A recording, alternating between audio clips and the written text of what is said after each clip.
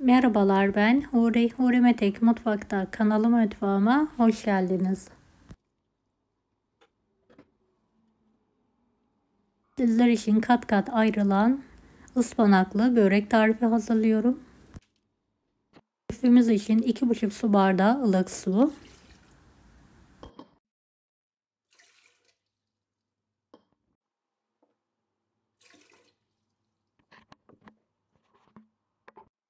paket kuru maya, 1 tatlı kaşığı toz şeker, karıştıralım. Evet, unu ilavesi yapalım.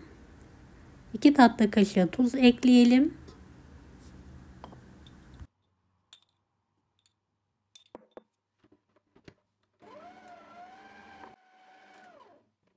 Unu azar azar ekleyerek yumuşak, ele yapışmayan bir hamur hazırlayalım.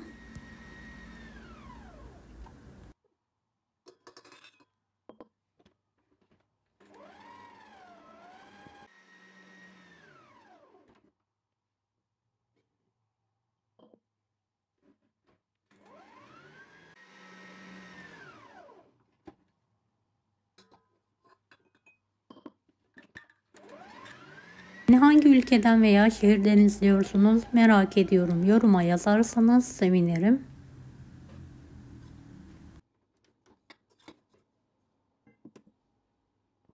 Evet, yumuşak bir şekilde hamurumu makinede yoğurdum. Tezgah üzerine alarak ele yapışmayacak bir hale gelene kadar yoğurmaya devam ediyorum.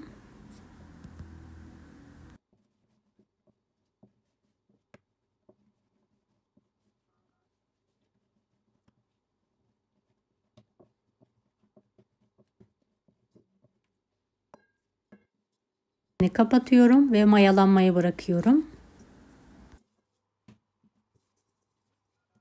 Hamurumu tekrardan toparlıyorum ve 8 eşit bezeye keserek yuvarlıyorum.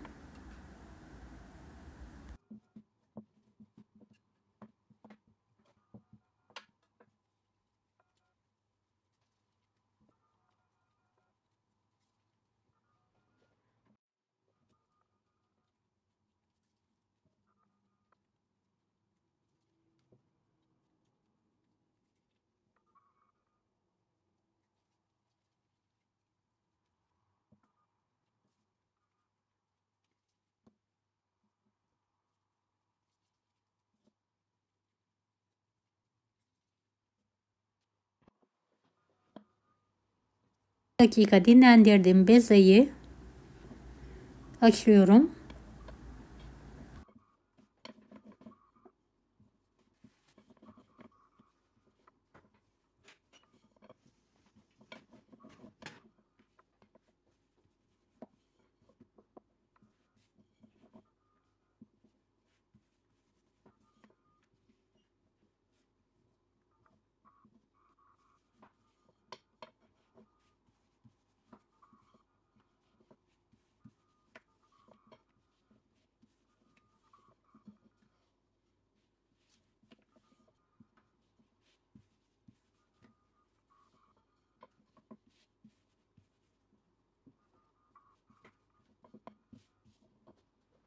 Bezemi de açtım. 125 gram tereyağı erittim. Tereyağını her tarafına gelecek şekilde sürüyorum.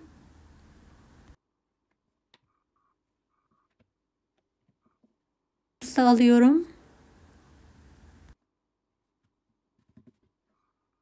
Tekrardan yağlıyorum.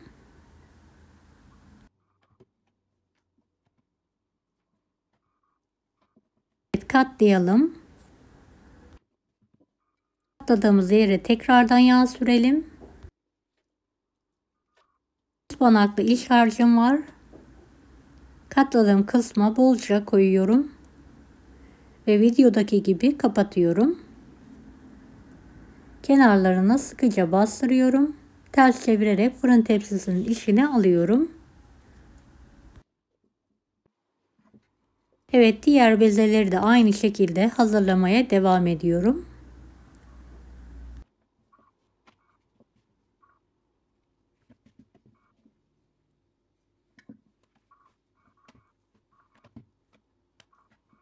Tarifi dilediğiniz iç harçla hazırlayabilirsiniz. Üzerine kalan yağı fırça yardımıyla her tarafına gelecek şekilde sürüyorum.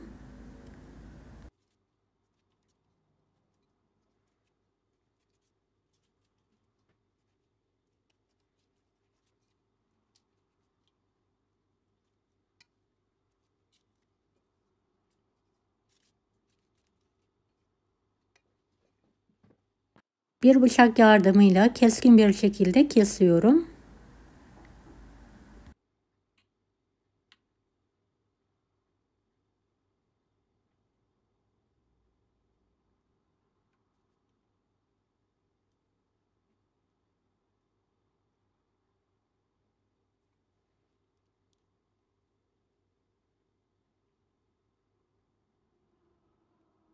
...170 dereceli fanlı fırında üzeri kızarana kadar pişirmeye bırakıyorum. Fırından çıkartıyorum. Kendi halinde soğumaya bırakıyorum. Evet, çıtır çıtır kat kat ayrılan böreğimiz yemeğe hazır. Deneyecek olan herkese şimdiden kolaylıklar dilerim. Kanalıma ücretsiz abone olmayı unutmayın. Bir dahaki videolarda görüşmek üzere. Allah'a emanet olun. Hoşça kalın. Daha farklı tarifler için bunları da izlemeyi unutmayınız. Kolay gelsin herkese.